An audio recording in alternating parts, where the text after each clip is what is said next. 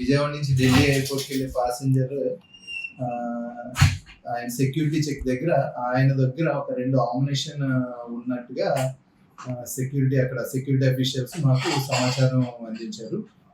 దాని మీద మేము ఆయనతో మాట్లాడగా, ఆమినేషన్ ఎవరి దగ్గర అయితే దొరికినా ఆయనతో మాట్లాడగా, ఆయన పేరు ఆర్య అని, ఆయన హర్యానా నుంచి ఇక్కడ కేఎల్ యూనివర్సిటీలో వచ్చి present computer sciences second year చదువుతున్నట్టుగా చెప్పడం జరిగింది.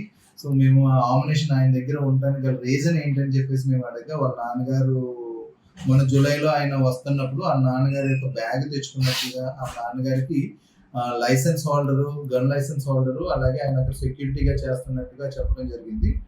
సో ఆయన వచ్చేటప్పుడు ఆ నాన్నగారి బ్యాగ్లో ఈ ఆమినేషన్ ఏమన్నా ఉండిపోయి ఉండొచ్చు అనేది అనుమానం వ్యక్తం చేశారు. బట్ ఏదేమైనప్పటికీ కూడా లైసెన్స్ లేని వ్యక్తి దగ్గర ఆమినేషన్ అనేది ఉండటం, వాళ్ళు అంటే ఉండటం కానీ వాళ్ళు దాన్ని